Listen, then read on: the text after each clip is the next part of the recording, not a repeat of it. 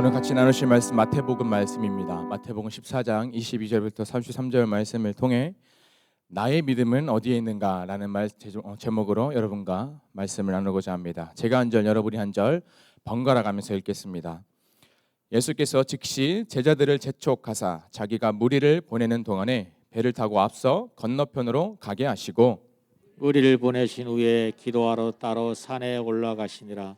저물매 거기 혼자 계시더니 배가 이미 육지에서 술이나 떠나서 바람이 거스름으로 물결로 말미암아 고난을 당하더라. 밤 사경에 예수께서 바다 위로 걸어서 제자들에게 오시니 제자들이 그가 바다 위로 걸어오심을 보고 놀라 유령이라 하며 무서워하여 소리 지르거늘 예수께서 즉시 이르시되 안심하라. 나니 두려워하지 말라. 베드로가 대답하여 이르되 주여 만일 주님이시거든 나를 명하사 물 위로 오라 하소서 하니 오라 하시니 베드로가 배에서 내려 물 위로 걸어서 예수께로 가되 바람을 보고 무서워 빠져가는지라 소리질러 이르되 주여 나를 구원하소서 하니 예수께서 즉시 손을 내밀어 그를 붙잡으시며 이르시되 믿음이 작은 자여 왜 의심하였느냐 하시고 배에 함께 오름에 바람이 그치는지라 배에 있는 사람들이 예수께 절하며 이르되 진실로 하나님의 아들이로소이다 하더라. 아멘. 오늘 말씀은 여러분이 잘 알고 있는 말씀 중에 하나일 것입니다. 바로 베드로가 물 위를 걸은 아주 기적적인 사건을 기록하고 있습니다. 마태뿐만 아니라 나머지 사복음서에서도 동일하게 기록하고 있는 말씀인데요. 특히 그 중에서도 마태가 가장 길게 또 그리고 정확하게 상세하게 기록한 본문이 오늘 말씀입니다. 오늘 말씀을 보면은 오병이어 기적이 그 전에 바로 있었습니다. 오병이어 기적 이후에 제자들을 먼저 바다 건너편으로 가라 명하십니다. 예수님께서. 그런데 그 배가 도중에 파도를 만나게 되죠. 허둥지둥대고 있던 그때 예수님의 제자들을 찾아오십니다. 그 와중에 베드로가 이렇게 말하죠. 만일 주님이시라면 나도 물 위를 걷게 해 주십시오라고 이렇게 담대하게 말합니다. 그런데 베드로는 물속으로 곧 빠지게 되고 그렇게 허우적대고 있던 베드로를 구원해 주신 사건이 오늘 본문 말씀입니다. 오늘 이 시간 이 말씀을 통해서 과연 나의 믿음은 어디에 있는가라는 제목으로 말씀을 나누면서 우리의 믿음을 돌아보는 귀한 시간이 되기를 원합니다. 예수님의 제자들을 먼저 떠나 보내십니다. 이거 첫 시작이에요. 그래서 예수님께서 제자들에게 일종의 미션을 주신 것입니다. 바다 건너편으로 안전하게 건너가라 미션을 주셨습니다. 조만간 다시 만나게 될 거야 이런 얘기도 하셨었겠죠. 제가 만약에 그 상황에 있었다면은 그 여정이 매우 평탄하겠지라고 생각했을 것 같습니다. 안심했을 것 같아요. 왜냐하면은 나에게 바다 건너편으로 건너가라고 하신 그 분은 기적을 베푸시는 분이기 때문이에요. 말이 안 되는 것을 말이 되게 하시는 분이기 때문입니다. 불가능이라는 것이 없으신 분이기 때문입니다. 아멘이시죠? 네. 방금 물고기 2마리랑 떡 5개로 무려 5,000명이 넘는 사람을 먹이신 분인데 저분이 바다 건너편으로 건너가라 하시는 그 명령을 우리가 순종하며 나아갈 때 어려움이 있겠어? 파도가 치겠어? 바람이 불겠어? 아무 일 없겠지 하면서 어떤 요즘 말로 말하면 꽃길을 예상했을 것 같습니다. 그런데 예수님도 무심하시지. 이내 바람이 돌풍이 마구마구 불어오고 그 배가 이리저리 흔들리기 시작합니다. 마태는 이 상황을 24절에서 이렇게 표현했습니다. 배가 이미 육지에서 술이나 떠나서 바람이 거스름으로 물결로 말미암아 고난을 당하더라 라고 말씀합니다. 여기서 떠나서라는 이 표현이 저는 이중적인 표현 같습니다. 제자들이 오른 그 바다는 예수님께서 명령하신 그 길이 맞습니다. 떠나도록 하신 길이 맞습니다. 제자들이 자기들의 일을 이루기 위해서 떠난 것이 아니고 예수님이 먼저 가라고 하신 길이 맞습니다. 그런데 예수님을 떠나니 바람이 들이닥쳤습니다. 예수님과 점점 멀어지니 파도가 점점 더 강해집니다. 그 기세는 점점 거세지고 배는 곧 뒤집힐 위기에 처해 있습니다. 성경은 이런 상황을 고난이라고 말씀합니다. 저 여러분의 삶도 이와 같을 때가 있습니다. 예수님이 가라 하신 그 길에 순종해서 아멘해서 가면은 아무런 어려움이 없을 것만 같습니다. 어떤 장애물도 없고 어려움도 없고 아픔도 없을 거라고 생각할 때가 있습니다. 그것이 누구냐? 제가 그랬습니다. 제가 신학교를 이번 2월에 졸업을 했는데 벌써 3년이라는 시간이 후딱 지나갔어요. 신학교를 가면은 그 길에 순종하면은 모든 것이 평안해지는 줄로만 알았습니다. 모든 것이 제 마음대로 될 줄로만 알았습니다. 모든 것이 제 생각대로 이루어지는 줄로만 알았습니다. 왜냐하면은 하나님 말씀에 제 나름대로 순종했기 때문입니다. 신앙적으로 많이 성숙해지고 뭔가 큰 발전이 있지 않을까, 꽃길이 있지 않을까라는 그런 어림도 없는 생각을 했습니다. 다른 분들이 보시기엔 어떨지 몰라도 그 당시에 제 나름대로 매우 큰 결단이었기 때문이죠. 그렇지만 여전히 신학교를 졸업했는 지금 상황에서 돌아보면은 여전히 저를 연단하는 사람도 있고요, 저를 연단하는 상황도 여전히 있습니다. 여러분도 그렇지 않으십니까? 그렇게 우리가 상황을 보고 환경을 보면은 찾아오는 것은 낙담과 절망밖에 없습니다. 그렇지만 저는 낙심하지 않습니다. 왜냐하면은 이 믿음의 여정에 하나님이 가라 하신 그 길에 하나님이 동행해 주실 것을 믿기 때문입니다. 그렇게 제자들이 한참을 이 바다에서, 그 밤바다가 얼마나 어두웠어요.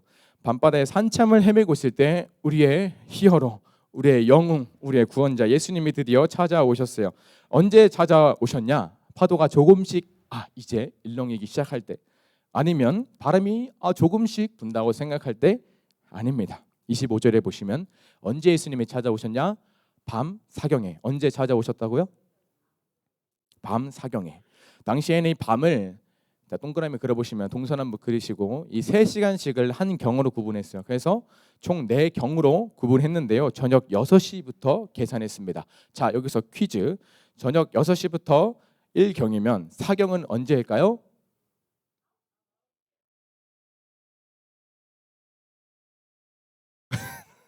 다시 한번 생각해 보세요. 저녁 6시부터 1경이 아쉽네요. 마치는 분께 주팝주스 하나 드리려고 그랬는데 제가 먹겠습니다. 저녁 6시부터 1경이 몇 시죠? 9시. 2경이 몇 시죠? 12시. 3경이 몇 시죠? 3시. 4경은 몇 시예요? 그렇죠. 3시부터 6시 사이를 밤 사경이라 하죠. 이해되시나요? 네. 네, 밤 사경, 새벽 3시부터 6시 사이를 밤 사경으로 말씀했는데 그때 예수님이 제자들을 찾아오셨어요. 얼마나 이 제자들이 그동안 파도와 맞서 싸우는지 정확한 시간은 알 수 없습니다. 그렇지만 이 밤 사경이라는 표현으로 미루어 본다면 예수님이 제자들이 그렇게 한참 헤매고 있을 때 바로 찾아오지는 않으셨다. 바람이 조금씩 일렁이고 있을 때 찾아오지는 않으셨다. 파도가 조금씩 치고 있을 때 찾아오지는 않으셨다라는 것은 확실하게 알 수 있습니다. 자, 그렇다면 그동안 제자들은 이 배에서 뭘 했을까요? 뭐 고스톱을 쳤을까요? 뭐 술이라도 마셨을까요? 그렇지 않습니다. 바람이 불고 파도가 칠 때 이 제자들도 넋놓고 있지는 않았습니다. 가만히 있지 않았을 거예요. 분명히 무언가 했을 것입니다. 돛을 정비한다던가 키를 붙잡고 어떻게 해보려고 애를 쓴다던가 배 이곳저곳을 수리하면서 아주 분주하게 움직였을 것입니다. 왜냐하면은 내 생명이 달렸기 때문이에요. 이 배가 뒤집히면 죽기 때문입니다. 그 중에서도 베드로 이 배에 타고 있었어요. 베드로는 둘째 가라면 서러운 어부 중에 어부였습니다. 어부의 대왕이었어요. 바람을 이용하는 법도 알았을 것이고요. 파도가 이렇게 치면은 어떻게 대비해야 된다, 이런 것도 수없이 많이 경험했을 것입니다. 그런데 그 베드로가 오늘 본문에서는 아무것도 하지 않습니다. 제자들이 사투를 벌일 때 베드로가 뭘 했다라고 기록하지도 않습니다. 이 몰아치는 바람과 휘몰아치는 파도의 속수무책이었습니다. 다시 한번 질문하자면 예수님이 언제 오셨습니까? 밤 사경에 3시부터 6시는 가장 어두운 시간입니다. 이런 말 있잖아요. 동이 트기 전에가 가장 어둡다. 아무것도 보이지 않는 그 어둠의 시간, 파도에 이미 제자들의 몸이 다 젖고 내가 할 수 있는 것은 다 해본 그때, 내 힘으로는 도저히 안 되구나라는 것을 깨달았을 때 예수님이 찾아오셨습니다. 우리가 영화를 보면 이렇잖아요. 영화를 보면 세상을 살리고 이 구원하는 영웅들의 등장하는 것을 보면 알 수 있어요. 전투가 이제 시작될 때쯤에 절대 오지 않습니다. 그렇다고 전투가 한창일 때 오나요? 그렇지도 않습니다. 이 선한 것을 지키려고, 이 진리를 지키려고, 세상 사람들을 지키려고 이 많은 사람들이 고군분투하고 할 수 있는 건 다 해보고 기진맥진하다가 기세가 점점 몰려가지고 이대로 끝이구나라고 생각을 할 때, 그때 어디서 한 줄기의 빛이 등장하죠. 그게 누구예요? 네, 영웅. 그렇죠. 영화 보시면 히어로, 영웅이 찾아옵니다. 여기서 이런 생각을 할 수 있을 것 같습니다. 예수님은 왜 이제야 오셨을까? 기도하러 산에 올라가셨어요. 예수님께서 그 위에 좀 보시다가 바람이 좀 불다 싶을 때 파도가 조금씩 일렁이네, 먼 바다에서 파도가 조금씩 오네, 그런 생각을 그런 모습을 봤을 때, 보셨을 때 뭔가 좀 불안하다 싶을 때 와서 좀 미리 좀 도와주시지라는 생각을 하지 않았을까요? 그 제자들이. 여기서 이 제자들의 상황이 저 여러분의 상황과 크게 다르지 않다고 생각합니다. 어떤 가정의 문제든 물질적인 문제든 또 어떤 자녀로 인한 문제든 어떤 내 미래에 대한 두려움이든 그 모양은 다 다르지만 우리 인생 가운데는 고난의 순간은 있기 마련입니다. 여기서 또 질문을 들어보면은 여러분은 그럴 때 인생의 고난의 순간 때 어떤 기도를 하십니까? 주여, 주여만 살 수밖에 없죠. 주여, 이렇게 기도하지 않을까요? 주님, 언제 도와주십니까? 어디에 계십니까? 주님, 그 사람이 한순간에 변화되기를 원합니다. 주님, 그 문제가 한 번에 해결되길 원합니다. 모든 슬픔이, 이 모든 아픔이 단번에 끝나길 원합니다. 한 방에 해결해 주세요. 끝내주세요. 할렐루야, 아멘. 이렇게 기도하지 않으십니까? 한 방에 해결되면 좋겠지만 그렇지 않을 때가 참 많이 있습니다. 그렇지만 그럴 때마다 주님은 그런 저와 여러분에게 이렇게 말씀하실 것입니다. 이리저리 불어오는 바람과 파도 때문에 배가 흔들릴 때, 많은 어려움이, 문제들이 겹칠 때, 혼자 내 힘으로 발버둥치다가 내 힘으로 도저히 안 되는구나, 힘이 다 빠지고 기진맥진해 있을 때 예수님이 이렇게 말씀하실 것입니다. 안심하라, 나니 두려워하지 말라. 안심하라, 나니 두려워하지 말라. 다시 한번요. 안심하라, 나니 두려워하지 말라. 괜찮아, 괜찮아, 괜찮아. 내가 옆에 있잖아. 내가 네 옆에 있잖아. 라고 말씀하실 것입니다. 우리 가슴에 얹고 한번 축복을 해볼까요? 자, 오른손을 가슴에 얹으시고 자기 이름을 부르시면서 누구누구야 괜찮아. 누구누구야 괜찮아. 누구누구야 너는 잘하고 있어. 금모야 너는 잘하고 있어. 자기 이름 부르세요. 금모야 믿음을 잃지 마. 헷갈리시면 안 돼요. 할렐루야, 안심하라, 나니 두려워하지 말라라고 분명히 말씀하고 계실 것입니다. 사랑하는 신원의 성도 여러분, 하나님이 날마다 여러분의 삶 가운데 동행하고 계심을 믿으십니까? 배가 뒤집힐 것 같은 그 아슬아슬한 상황에도, 바람과 파도가 매섭게 몰아치는 그런 순간에도 살아계신 하나님은, 지금 이 자리에 함께하고 계시는 그 하나님은 저 여러분이 어디 가든지, 누구를 만나든지, 어떤 상황이 있든지, 어떤 환경 가운데 놓이든지, 어떤 어려움을 만나든지, 어떤 문제를 만나든지 항상 함께하고 계시는 줄 믿습니다. 예수님이 사랑하시는 그 제자 베드로도 그 휘청거리는 배에 타고 있다고 말씀드렸어요. 베드로가 이렇게 말합니다. 주여, 만일 주님이시거든 나를 명하사 물 위로 오라 하소서. 그래서 베드로가 물 위를 걸었나요? 못 걸었나요? 걸었어요. 베드로가 인류 최초로, 처음이자 마지막으로 바다 위를 걸었습니다. 아주 위대한 사건입니다. 그렇지만 몇 걸음이나 갔을까요? 기록되어 있지 않기 때문에 알 수 없어요. 몇 걸음이나 갔을까? 바람이 휙 하고 불어옵니다. 그리고 베드로는 그 바람을 보고 무서워 물에 빠졌다라고 기록합니다. 베드로가 여기서 이렇게 말합니다. 살려주세요. 자, 다 깨셨어요. 살려주세요라고 말을 했습니다. 여기서 또다시 퀴즈. 베드로는 왜 물에 빠졌을까요? 어디선가 정답이 들려옵니다. 다시 한번요.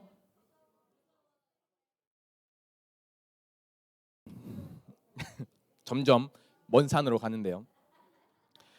파도가 얼마나 쳤는데요. 바람이 얼마나 많이 불었는데요. 배가 뒤집힐 위기까지 처했으면은 바람 때문에 빠진 거 아닙니까? 말씀도 이렇게 하고 있잖아요. 바람 때문에 무서워서 빠졌다. 네. 그런데 베드로가 왜 물에 빠지게 되었는지 예수님의 말씀에서 정확한 원인을 알 수 있습니다. 31절 말씀. 31절 말씀 시작.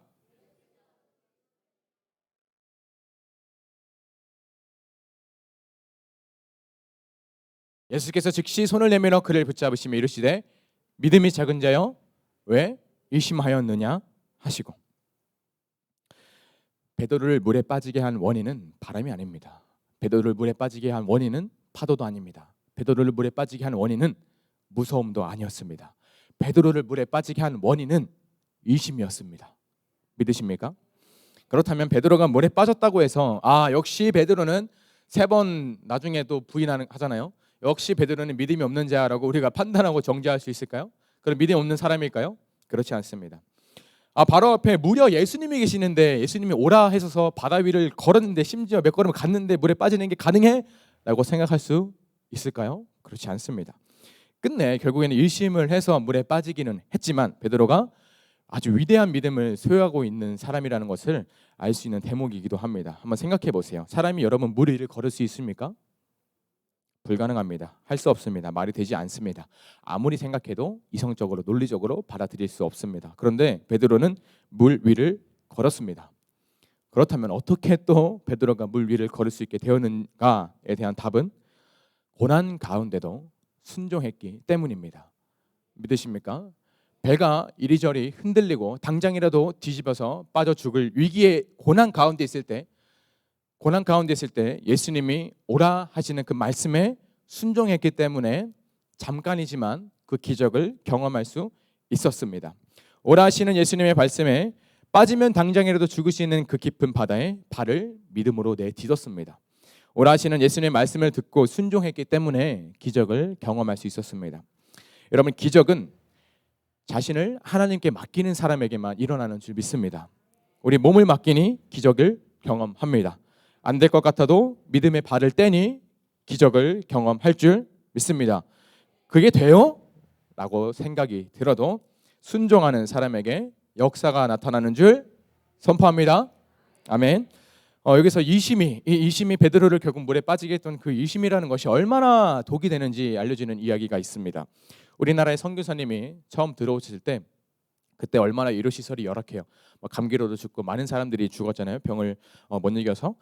어떤 하루는 한 양반이 이 선교사님을 찾아온 겁니다. 그 당시 선교사님은 매우 똑똑하신 분들이었어요. 뭐 열정만 갖고 오신 분들이 아니고 정말 그 지구상에서 1% 안에 드는 선교사님들이 오셨기 때문에 많은 지식이 있었죠.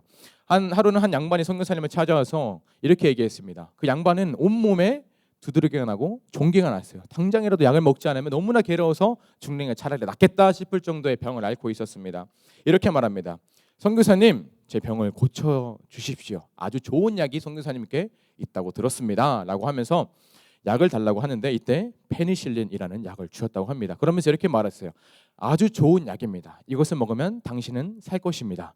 라고 말을 했다고 합니다. 공짜잖아요. 돈을 내고 받은 것도 아닙니다. 공짜로 그 약을 받았습니다. 그렇지만 그 약을 들고 나오면서 이 양반은 의심을 했습니다. 의심을 해서 공짜로 주는 거니까 이거 뭔가 안 좋은 거다. 공짜로 주니까 뭔가 문제 있는 거다. 이 좋은 것을 공짜로 주겠어? 라고 생각하면서 의심했고 그 약을 길거리에 내다 버렸습니다. 며칠 뒤에 그 양반의 목숨은 어떻게 됐을까요? 갔어요. 죽었습니다. 만약에 그 약을 먹었으면 그 양반이 살았을까요? 죽었을까요? 살았습니다. 그렇지만 의심했습니다. 그래서 약을 먹지 않았습니다. 순종하지 않았습니다. 그 결과는 죽음입니다.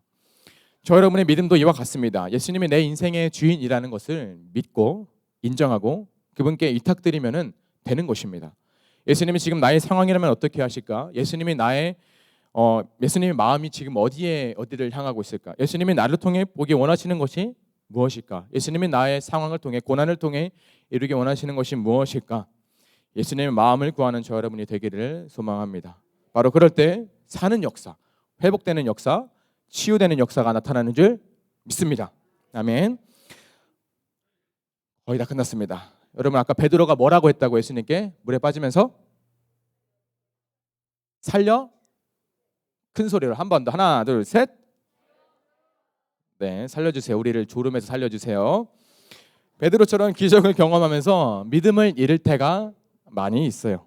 하루하루 은혜를 경험하면서도 불평, 불만이 쏟아질 때도 있습니다. 모든 것은 결국에 믿음의 문제예요. 믿음의 문제. 환경은 저와 여러분을 절대로 지배할 수 없습니다. 이 많은 믿음의 선조들을 보면 알 수 있습니다. 다니엘은 그 뜨거운 풀무불에 들어가면서까지 믿음을 잃지 않았습니다. 요셉은 그렇게 억울한 일을 당하면서도 믿음을 잃지 않았습니다. 아브라함은 하나님이 다시 살리실 것을 믿었기 때문에 아들 이삭을 바칠 수 있었습니다. 에스더는 죽으면 죽으리라 하는 믿음이 있었기 때문에 살 수 있었습니다. 고난의 순간에 우리의 믿음의 수준이 드러나는 줄 믿습니다. 오늘 본문을 통해서 여러분께 말씀드리고자 하는 것은 아주 간단합니다. 믿음을 지켜야 한다. 따라해 볼까요? 믿음을 지켜야 한다. 네. 어려울수록, 힘이 들수록, 네, 좋습니다. 지칠수록, 아플수록, 귀찮을수록 우리는 믿음을 지켜야 합니다. 그래야 살 수 있습니다. 그렇다면 믿음을 지킨다는 것이 무엇입니까? 하나님을 닮아가는 것입니다. 하나님을 닮아가는 것이 우리의 믿음을 지킬 수 있는 방법입니다. 어떻게 닮아갈까요? 하나님의 얼굴을 이렇게 상상으로 그려가지고 종이에 그리고 핸드폰에 이렇게 찍어서 다니면서 봐야 될까요? 그게 하나님을 닮아가는 걸까요? 그렇지 않습니다. 어린 아이의 모습을 보면 알 수 있어요. 여러분, 자식은 누구를 닮아가나요? 부모님을 닮아갑니다. 반드시 닮아갑니다. 오죽하면 유치원이나 어린이집 같은 데에서 아이들이 무슨 말을 쓰는지 보면은 부모님이 평소에 어떤 언어를 쓰시는지, 어떤 행실로 살아가시는지 알 수 있다고까지 하죠. 겉모습 닮은 것은 물론이고 말이나 행동, 심지어 생각까지 닮아가는 경우가 많이 있습니다. 물론 부모님에게 DNA를 받아서 그렇게 닮아가는 것일 수도 있지만 아주 어릴 때부터 커가는 모든 과정 가운데 자녀는 부모님을 닮아가기 마련입니다. 왜 부모님을 닮아가느냐 하면요, 아기는 부모님과 항상 있기 때문입니다. 항상 있기 때문에 부모님의 모습을 닮아갈 수밖에 없어요. 부모님의 일거수일투족을 다 지켜보고 기억하고 있기 때문에 닮아갈 수밖에 없습니다. 밥을 먹을 때도, 화장실에 갈 때도 아이 옆에는 부모님이 있고요. 슬플 때도, 기쁠 때도, 화가 날 때도 아이 옆에는 부모님이 있습니다. 그렇게 아이는 부모님을 점점 닮아갑니다. 저 여러분이 하나님을 닮기 위해서는, 닮아가기 원한다면은 하나님을 가까이 해야 합니다. 내가 거룩하니 너희도 거룩하라. 어떻게 거룩해십니까? 어떻게 거룩하신 하나님을 닮아갈 수 있습니까? 디모데전서 5장 4절에 이렇게 말씀합니다. 하나님의 말씀과 기도로 거룩하여 짐이라. 오직 그분의 말씀을 들어야 됩니다. 여러분이 지키고 있는 이 예배 자리를 사수해야 합니다. 기도의 자리에 나와야 합니다. 특별히 다음 주 3시간 기도회가 시작됩니다. 우리 교회가 3시간 기도회를 해본 적이 있을까요? 없을까요? 없습니다. 그렇다면 바꿔 생각하면은 3시간 기도회를 하면은 지금까지 나타나지 않았던 기적과 영광이 나타날까요? 나타나지 않을까요? 나타난다고 하시는 분들 다음 주 수요일 날 뵙겠습니다. 아멘. 네, 회복과 치유의 역사가 나타나는 줄 믿습니다. 네. 또 베드로 같이 외치기를 원합니다. 아까 찬양했던 것 중에 주 이름 부를 때 주님 구하시리. 주 이름 부를 때 주님이 나를 구원하시리. 베드로처럼 살려주세요라고 매달렸을 때, 외쳤을 때 예수님이 즉시 구원해 주는 줄 믿습니다. 주여 나를 구원하소서. 주님께 도와달라고 간구하시기를 바랍니다. 살려달라고 구해달라고 외치시기를 바랍니다. 바로 그럴 때 31절 말씀처럼 예수님이 어떻게 구원해 주십니까? 즉시. 예수님이 어떻게 구원해 주세요? 즉시 구원해 주시는 줄 믿습니다. 여러분, 믿으면 살아나는 줄 믿습니다. 믿으면 죽지 않을 것을 또한 믿습니다. 믿으면 회복되고 돌파되는 줄 믿습니다. 자, 마지막으로 외칩시다. 믿으면 살아난다. 믿으면 죽지 않는다. 마지막, 믿으면 돌파된다. 할렐루야. 아멘. 우리 시간 아까 찬양했던 거 믿음과 삶, 이 말씀을 나누기 전과 이 말씀을 나누고 난 후에 이 믿음과 삶이라는 찬양이 주는 가사의 의미가 다르게 다가올 거라 생각합니다. 다시 한번 우리의 믿음이, 나의 믿음이 어디에 있는가, 하나님 보시기에 합당한 삶을, 그 믿음을 살아내고 있는가 생각해 보시면서 고백합시다.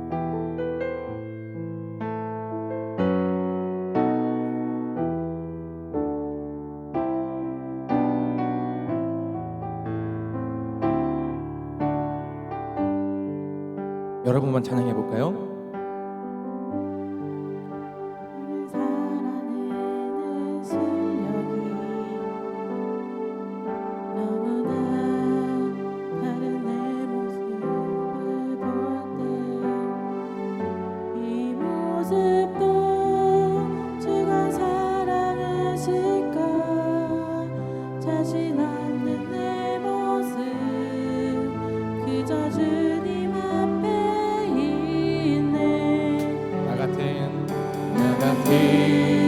자도 사랑하여 주시고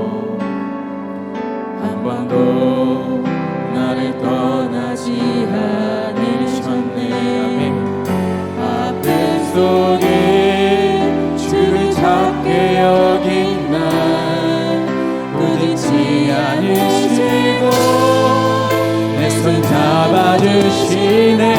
오직 주님 안에, 오직 주님 안에 두려움 없네. 고난을 통해 날 만드심을 믿네. 주님만이 내 모든 것 대신해 주의 강한 손 날 붙드시네. 오직 주님 안에 소망 있네. 내 삶을 통해 영광 받으신 주님만이 내 모든 것 대신해 주의 선하심 나 노래. 한 번 더 고백합니다. 믿음과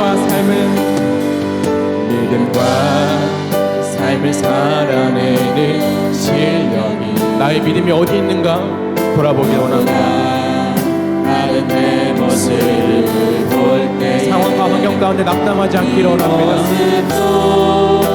주가 사랑하실까. 자신 없는 내 모습 그저 주님 앞에 있네. 나 같게 나도 사랑하여 주시고 아마도 나를 떠나지 않으셨네. 아픈 속에 주를 찾게 어린 날 그리지 않으시고 내 손 잡아주시네. 오직 주님이 구원이십니다. 오직 주님 안에 두려움 없네.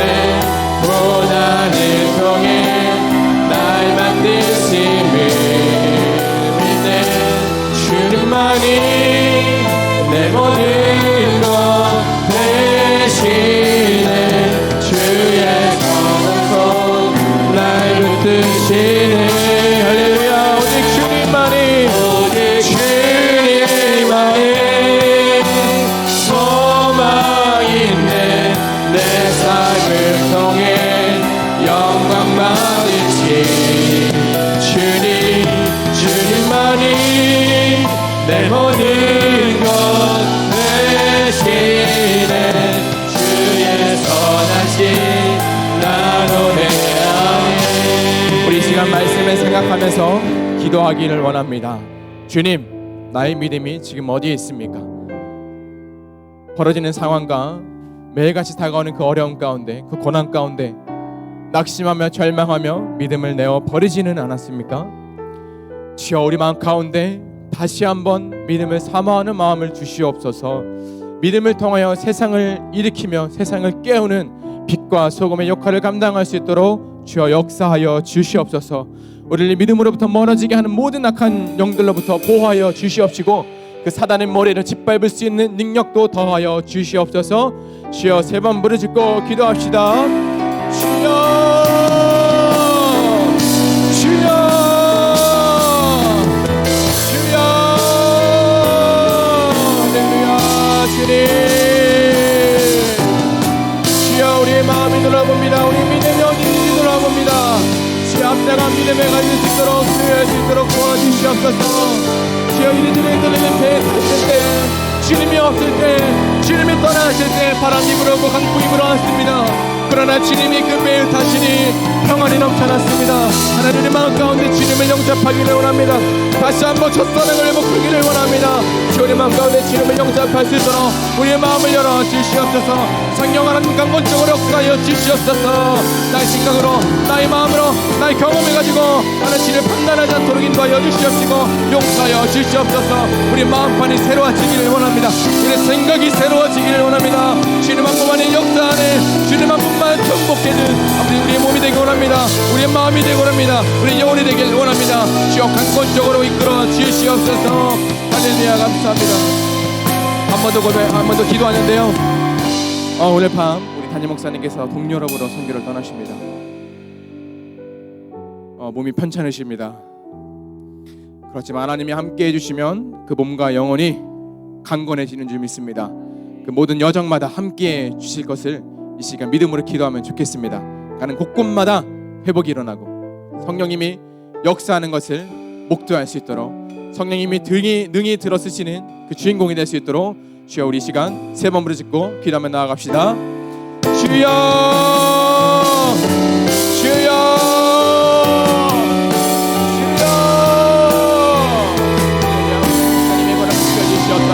하나님 모든 여정 지켜주시옵소서. 모든 발걸음 지켜주시옵소서. 하는 곳곳마다 회복이 일어나고 돌파가 일어나고 아버지 주의 영광이 가득 드러나는 시간 될 수 있도록 주님의 강건력으로 역사하여 주시옵소서. 더럽고 추악한 영들이, 그곳을 지배하고 있는 악한 영들이, 우상의 영이 우리 목숨을 건드지 못하도록 철저한 곳들을 지켜보아여 주시옵소서.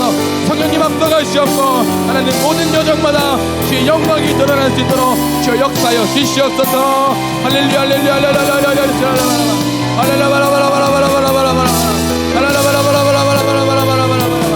주님 함께하여 주시옵소서. 신들하여 주시옵소서.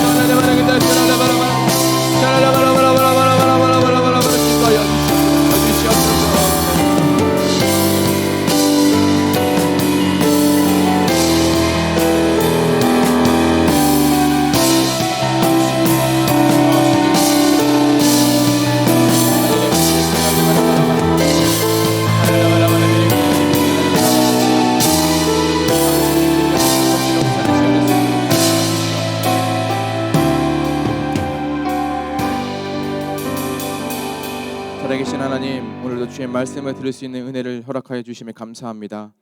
아버지, 우리의 믿음이 주님 보시기 합당한 믿음이 되길 원합니다.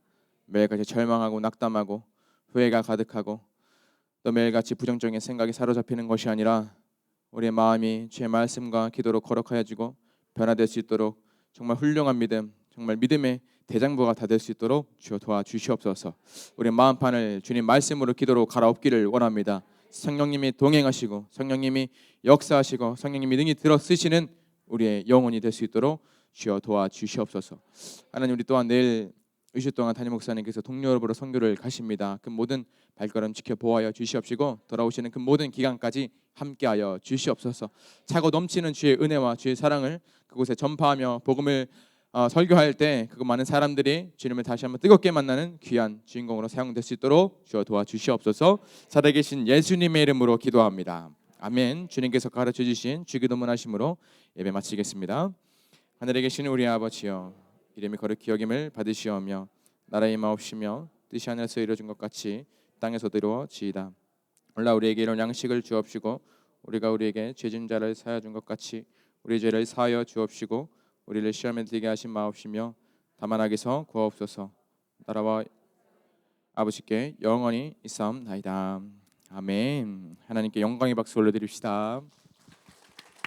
믿음으로 한 주간 또 승리하시기를 원합니다.